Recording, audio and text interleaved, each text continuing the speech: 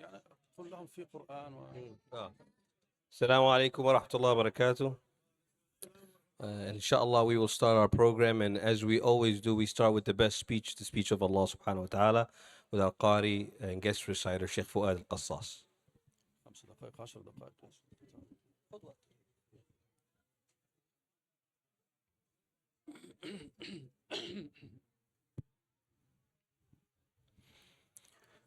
أعوذ بالله من الشيطان الرجيم.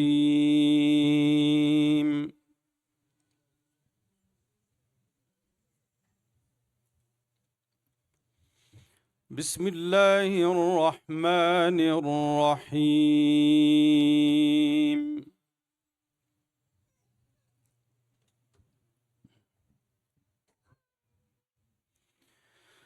وما خلقنا السماوات والأرض وما بينهما إلا بالحق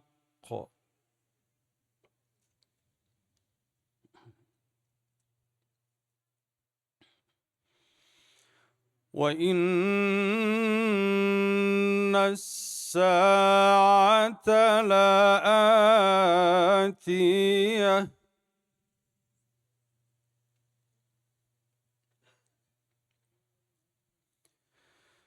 وإن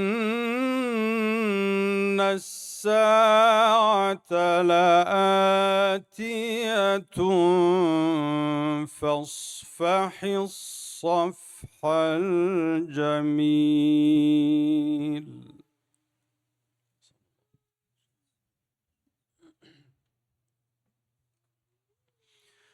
إن ربك هو الخلاق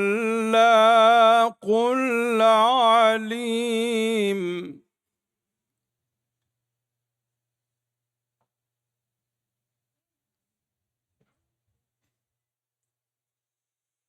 ولقد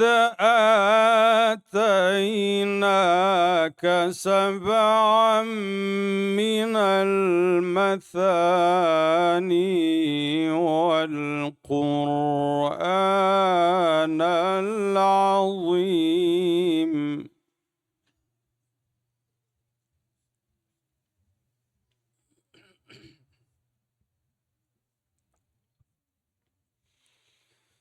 وما خلقنا السماوات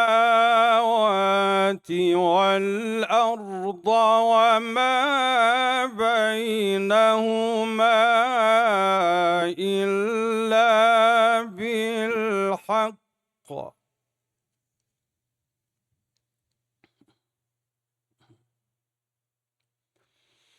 وإن الساعة لآتية فاصفح الصفح الجميل.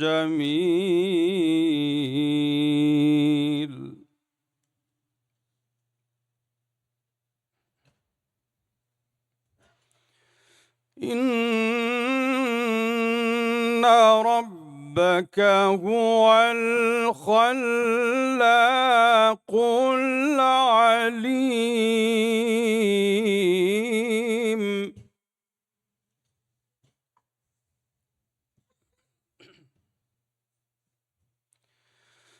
ولقد آتيناك 7 من المثاني والقرآن العظيم.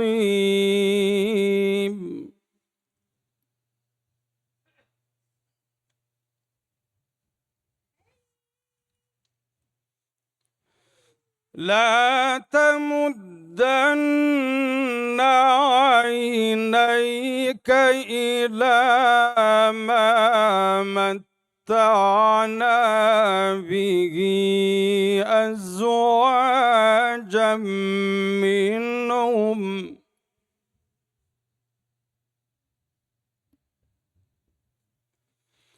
ولا تحزن عليهم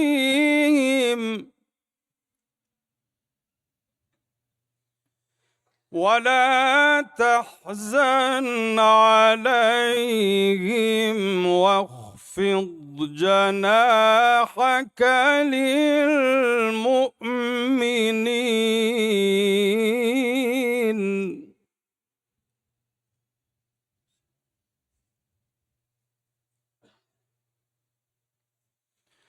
وقل إني أنا النذير المبين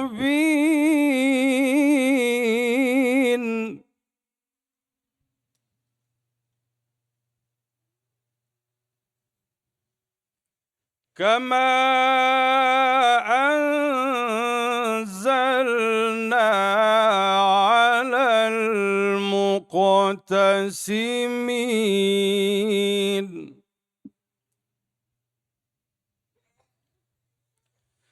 الذين جعلوا القرآن عضين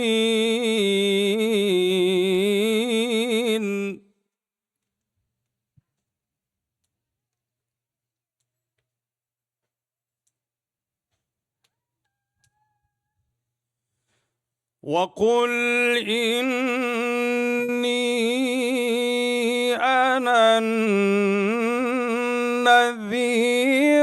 المبين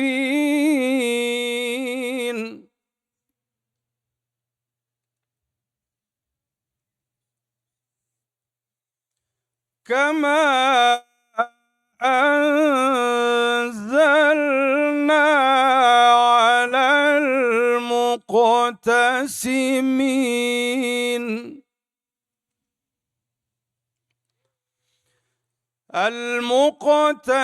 المقتسمين الذين جعلوا القرآن عضين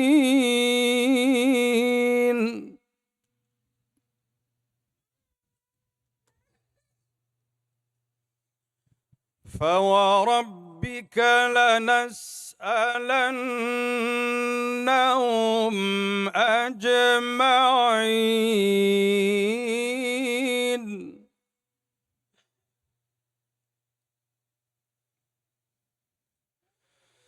فوربك لنسألنهم أجمعين عما كانوا يعملون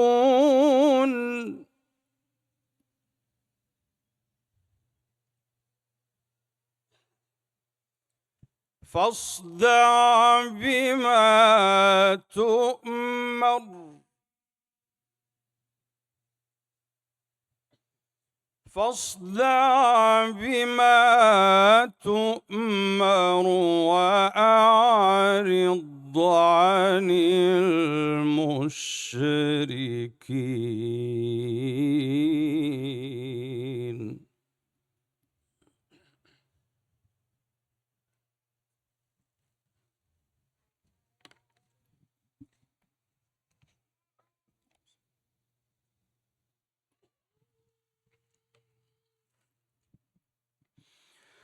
وقل إني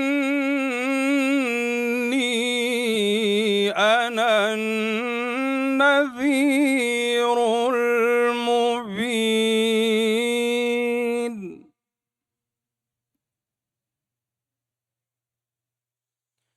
كما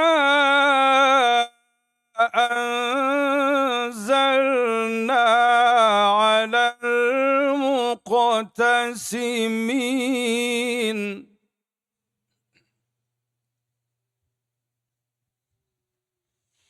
كما أنزلنا على المقتسمين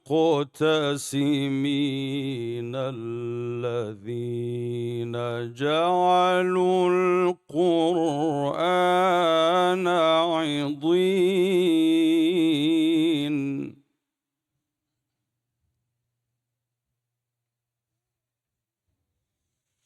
فوربك لنسألنهم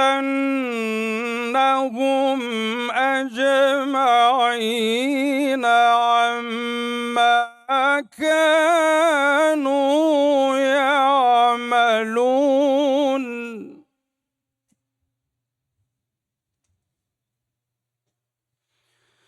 فوربك لنسألنهم أجمعين عما كانوا يعملون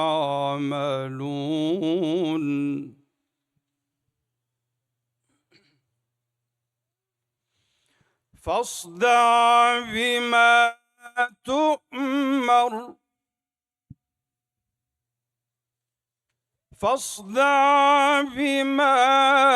تؤمر وأعرض عن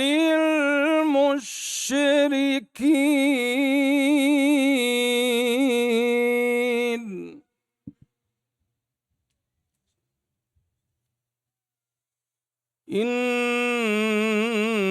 إنا كفيناك المستهزئين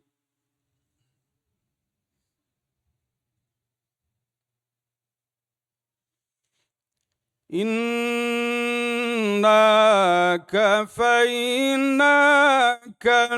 المستهزئين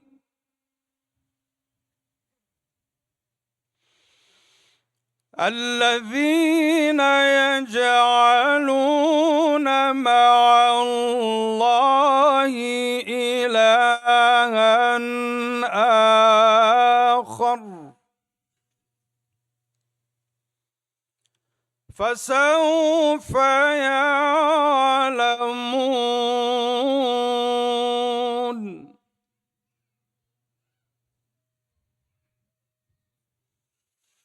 ولقد نعلم أنك يضيق صدرك بما يقولون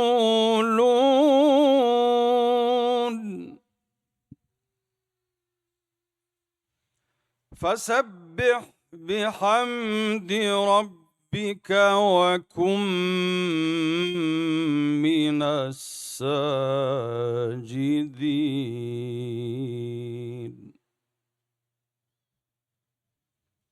فسبح بحمد ربك وكن من الساجدين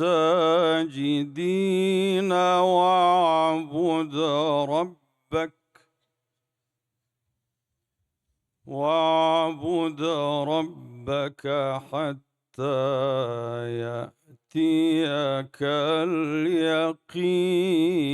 اليقين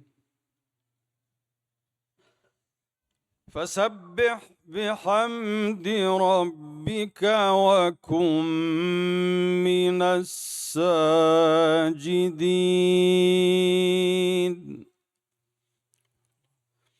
واعبد ربك حتى يأتيك اليقين صدق الله العظيم.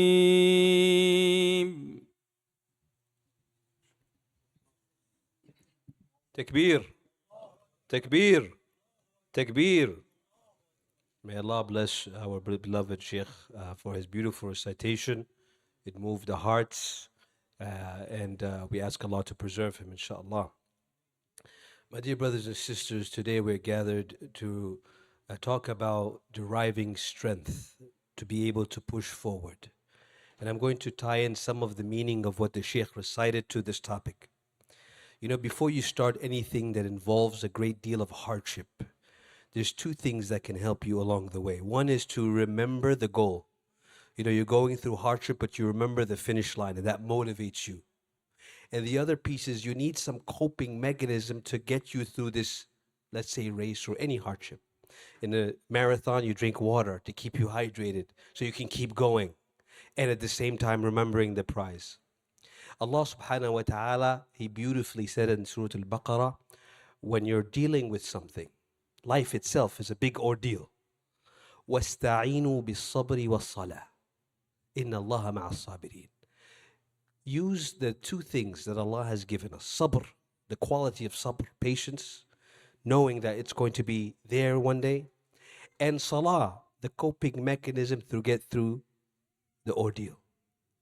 And salah, my dear brothers and sisters, is a way to connect with one of the names of Allah, Al-Aziz, Al-Qawi, the one who has ultimate authority, the powerful. Why do we connect with this name? Because we need strength and we can't do it on our own. We need strength from the most strong.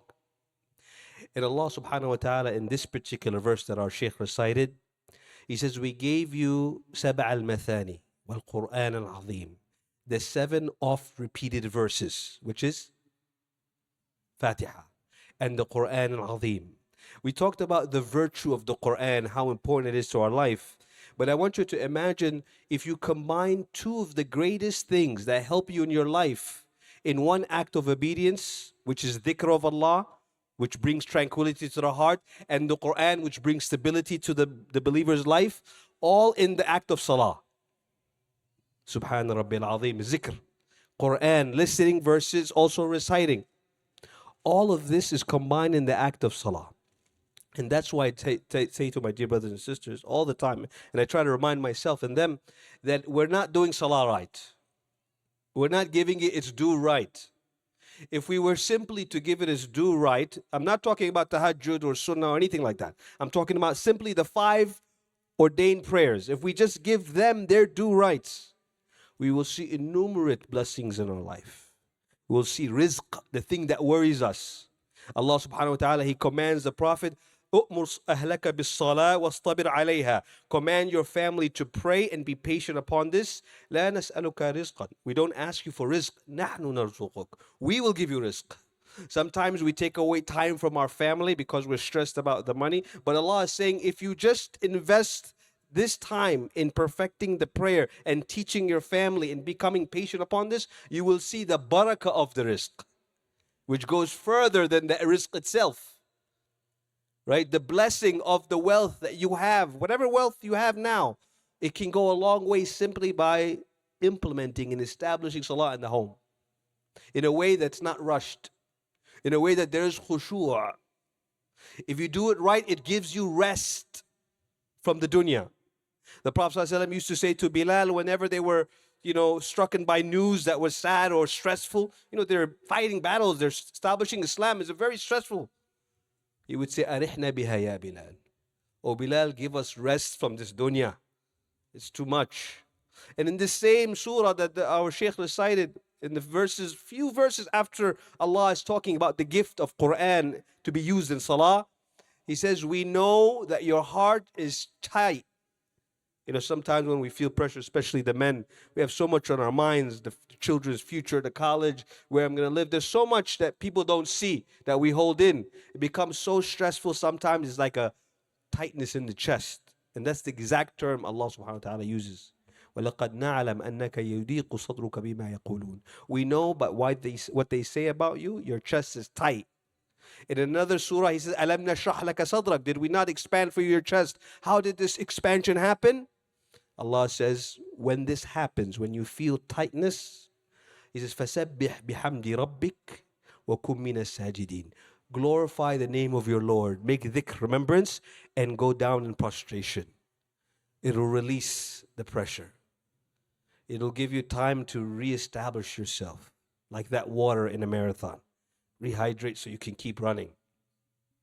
And Allah subhanahu wa ta'ala, He says about salah, that it gives you strength and it helps refine your character.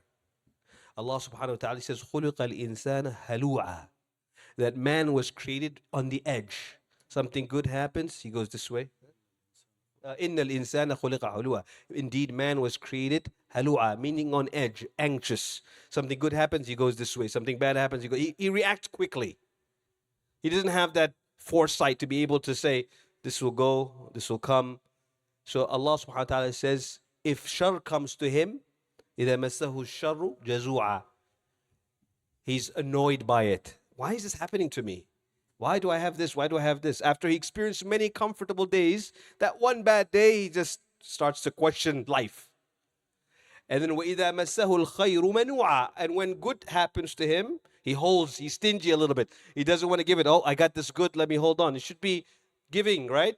But he holds on to it. He's afraid to lose it. He doesn't have the foresight, doesn't have the knowledge that Allah has, right? This is how man is created, Allah says. إِلَّا الْمُصَلِّينَ. Allah then says, except those who pray, those who are da'imun, they're always in their prayer. They're someone who has a connection with prayer. Why? Because those who have the connection with prayer, they understand everything is transient. They've experienced the sweetness of life and they've experienced the bitterness of life. And they don't get overexcited when good happens and they don't get overly sad when bad happens. They have that balanced state. Their rest, their joy comes in salah. That's why the Prophet said, the prayer has been made a coolness to my eye. Nothing made him happy more than salah.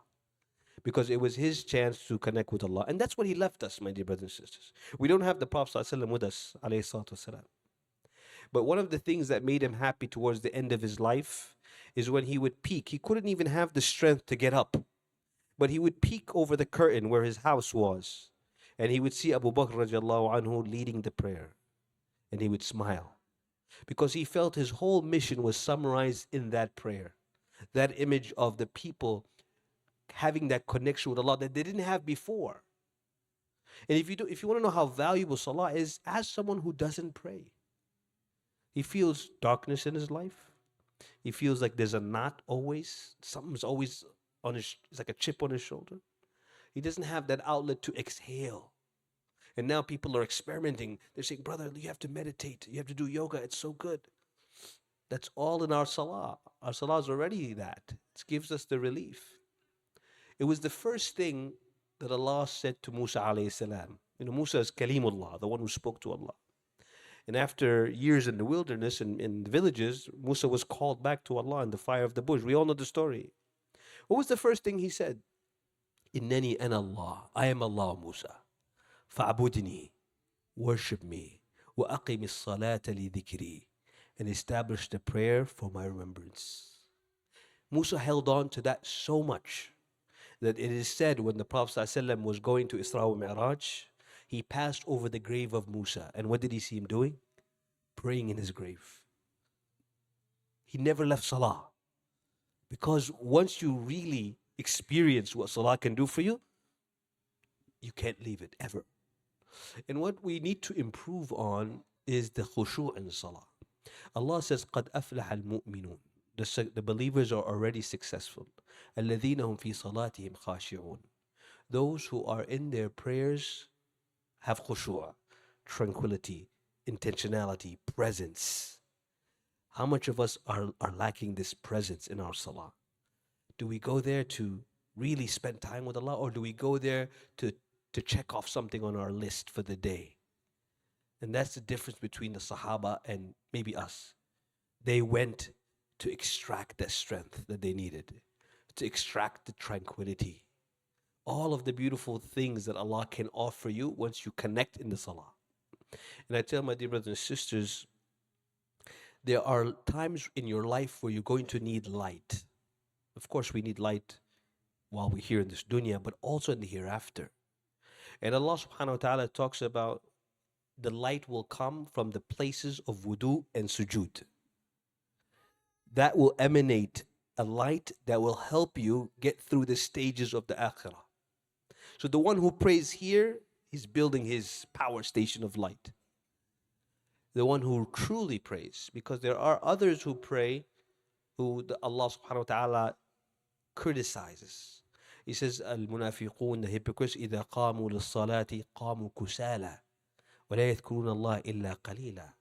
That those hypocrites, when they get up for prayer, they do it rushing and they don't remember Allah much in it. So there are prayers we can do. And Umar radiallahu anhu, he says, woe to you, wayhak. Khushu' is not in your neck. Khushu' is in the heart. He was talking about those who pray quickly, up and down. In fact, we know the famous narration, the man comes into the masjid, he prays it and gives salam to the Prophet. The Prophet said, go back, you didn't pray. He just to him 3 times because he was rushing the prayer. He said, that's not prayer. Prayer, one of the pillars of prayer is tranquility.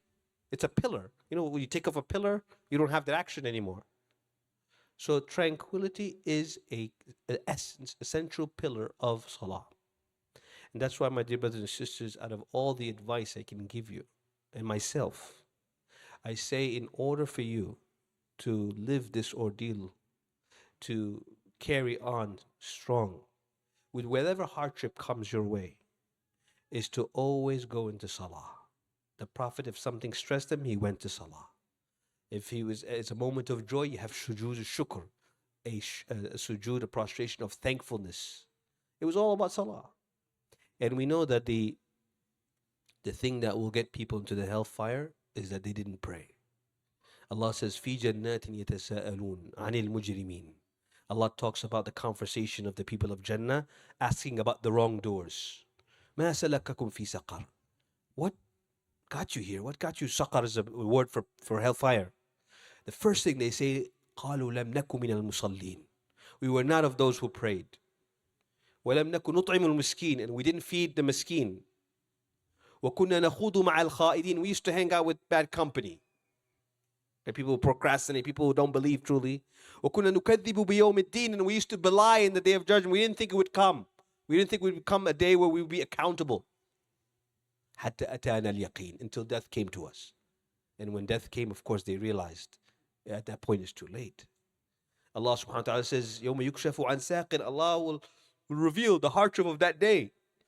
And it will be commanded for everyone to prostrate. Except who's not going to prostrate? Who's not going to be able to prostrate? Their vertebrae will not allow them to bend.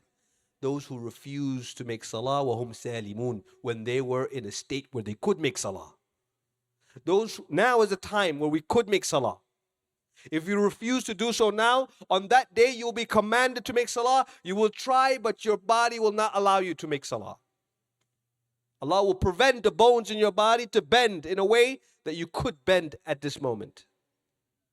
And that's why if you want to come close to Allah, Allah says, فَاسْجُدْ وَاقْتَرِبْ. Make sujood and come close. Allah's advice to all of us. Make sujood and come close.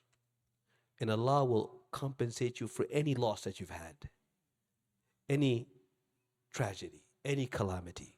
Allah can bring it back and make it better than before. He will reunite you with those you love. He will give you everything you've thought you've lost of this dunya. And He will give it to you in a way where you forgot about the loss. There's going to be a man on the Day of Judgment. He will have suffered the most in this world. And he will simply be dipped in Jannah one time. And when he gets out, he will be asked, did you ever suffer? He will say, never. I never suffered anything. And this is the man who was tried the most. Just to show you the power of Allah's ability to change your life. He can change it in an instant, in a millisecond.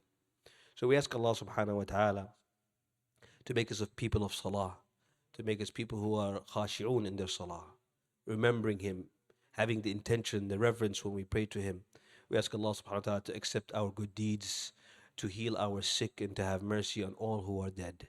We ask Allah to have mercy on our parents like they have raised us. We ask Allah subhanahu wa ta'ala to give us the knowledge that will benefit us, and to continue to make the Quran a companion for us and a witness for us on the Day of Judgment. We ask Allah to give us light in this world and in the hereafter, and to protect us from the fire. We will be making dua, a special dua with Sheikh Fuad, inshallah. Before that, of course, we're going to just have Sheikh Yusuf give us some updates about the Quran program. And this is what we're doing to, reaffirm the Quran in our lives. We have a Hifz program that Sheikh Yusuf is running. It's his first year with the masjid. We're very lucky to have Sheikh Yusuf. As you know, he's born and raised in Mecca. So he brings the blessings of the Haramain to our community here in Flanders. So inshallah, he'll say a few words about the program, and we're going to announce some certificates for those who accomplished some milestones, inshallah. Jazakumullah khairan.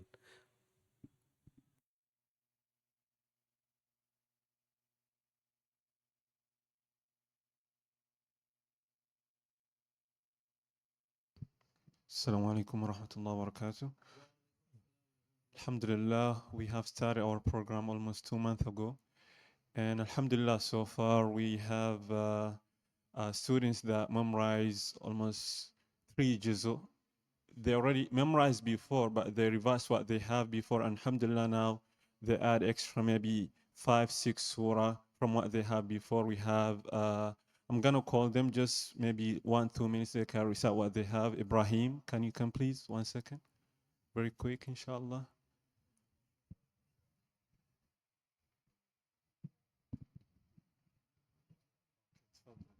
I have to stand? Okay.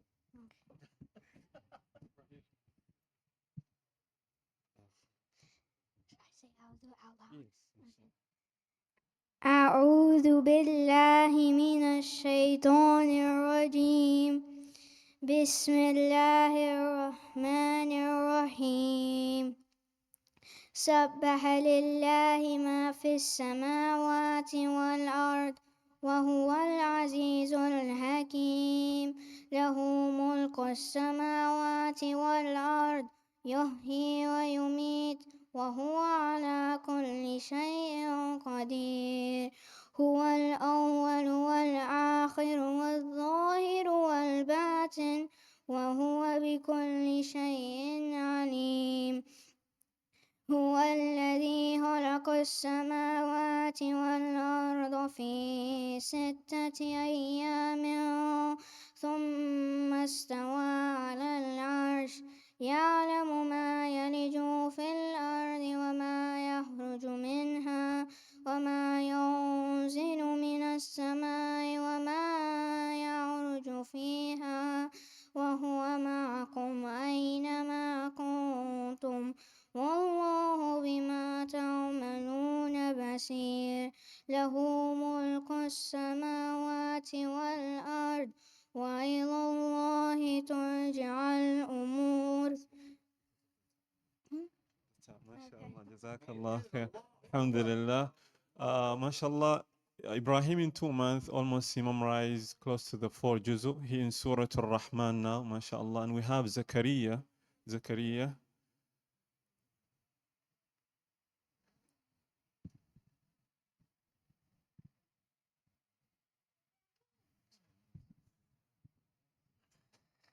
أعوذ بالله من الشيطان الرجيم بسم الله الرحمن الرحيم حميم والكتاب المبين إنا أنزلناه في ليلة مباركة إنا كنا منذرين فيها يفرق كل أمر حكيم أمرا من عندنا إنا كنا منزلين أمرا من عندنا إنا كنا مرسلين رحمة من ربك إنه هو السميع العليم رب السماوات والأرض وما بينهما إن كنتم موقنين لا إله إلا هو يحيي ويميت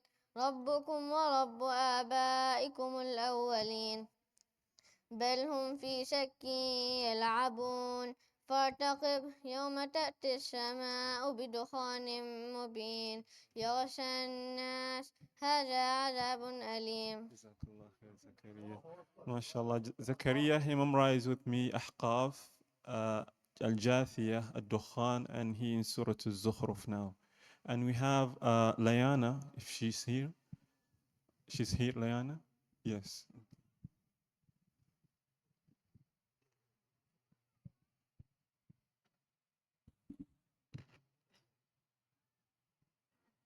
أعوذ بالله من الشيطان الرجيم بسم الله الرحمن الرحيم قد سمع الله قول التي تجادلك في زوجها وتشتكي إلى الله والله يسمع تحاوركما إن الله سميع بصير الذين يظاهرون منكم من نسائهم ما هن أمهاتهم إن أمهاتهم إلا اللائي ولدنهم وإنهم ليقولون منكرا من القول وزورا وإن الله لعفو غفور والذين يظاهرون من نسائهم ثم يعودون لما قالوا فتحرير رقبة من قبل أن يتماسا ذلكم توعظون به والله بما تعملون خبير فمن لم يجد فصيام شهرين متتابعين من قبل أن يتماسا فمن لم يستطع فإطعام 60 مسكينا ذلك لتؤمنوا بالله ورسوله وتلك حدود الله وللكافرين عذاب أليم. Jazakallah khair, Leona. MashaAllah. So, Alhamdulillah, Leona, she memorized with me Surah Al-Mumtahina, Al-Mujadila, Al-Hadid, Al-Waqi'ah. She's in Surah Al-Waqi'ah now in 2 months, Alhamdulillah. And we have Taha, we have Rahma, just because of the time. So we're just gonna give them a certificate for what they accomplished so far, Alhamdulillah. And we encourage all the family to bring the kids, inshallah. Bi'idhnillah, we have goal to see a lot of huffaz and shuyukh, inshallah, from our masjid, bi'idhnillah. So we're just gonna call them and they can come to receive a certificate, inshallah, with Sheikh Khalil.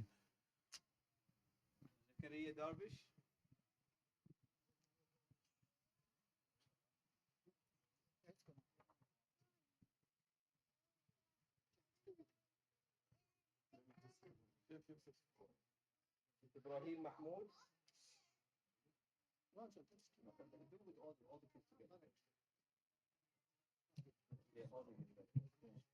Liana Dahan. Adam Dahan. Adam. Edwan Ahmed. Okay. Aris Ahmed. Aris Ahmed. Ruhma Mahora. Ruhma. Taha Mahora.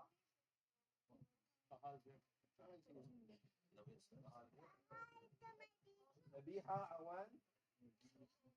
Nabiha Awan.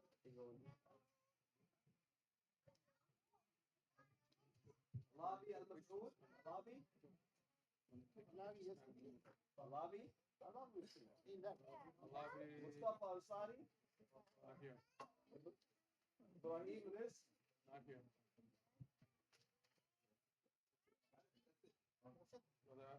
It's gonna be in the center.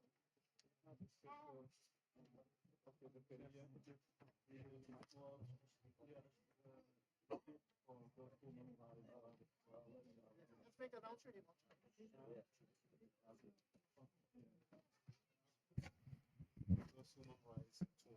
Okay, inshallah, there's certain gifts for those who have accomplished a certain amount of memorization in 2 months. So the Sheikh will award those, inshallah. One for Liana. Inshallah. Allahu Akbar. Allahu Akbar. Inshallah. And one for Ibrahim. Jazakumullah khairan. That is it for our program, inshallah. We are very happy and proud to have these students, and we hope we can get more students, bi'idhnillah. It is all on the scale of all of your good deeds, inshallah.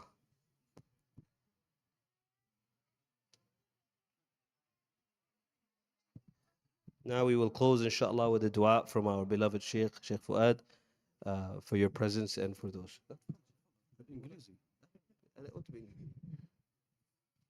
الحمد لله رب العالمين والصلاة والسلام على أشرف المرسلين سيدنا محمد وعلى آله وأصحابه أجمعين. اللهم اهدنا فيمن هديت وعافنا فيمن عافيت وتولنا فيمن توليت وبارك اللهم لنا فيما أعطيت. اللهم قنا واصرف عنا شر ما قضيت فإنك سبحانك تقضي بالحق ولا يقضى عليك وإنه لا يذل من واليت ولا يعز من عاديت. تباركت ربنا وتعاليت فلك الحمد على ما قضيت ولك الشكر على ما أنعمت به وأوليت.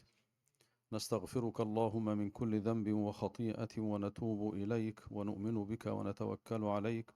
أنت الغني ونحن الفقراء إليك. اللهم هب لنا عملا صالحا يقربنا إليك. اللهم أحسن وقوفنا بين يديك. اللهم لا تخزنا ولا تفضحنا يوم العرض عليك. نسأل الله سبحانه وتعالى أن يبارك على القائمين في برنامج القرآن الكريم، ونسأله سبحانه وتعالى أن يعلم أبناءنا القرآن الكريم، وأن يحفظ أبناءنا القرآن الكريم، وأن يفهمنا وأبناءنا القرآن الكريم، وأن لا يحرمنا من الجلوس مع الصالحين. اللهم آمين يا رب العالمين. ونسأله سبحانه وتعالى أن يبارك في هذا المسجد المبارك والقائمين عليه، ومن أحضر هذا الطعام في هذه الليلة المباركة، ومن أكل ومن حمد الله سبحانه وتعالى، ومن صلى معنا وحضر هذا الدرس وهذه الليلة المباركة. ونسأله سبحانه وتعالى ألا يحرمنا من فضله وكرمه وجوده ومنه علينا. اللهم انصرنا ولا تنصر علينا. اللهم كن معنا ولا تكن علينا. اللهم رحماك بالمستضعفين في كل مكان يا رب العالمين. اللهم كن مع المستضعفين في كل مكان يا أرحم الراحمين.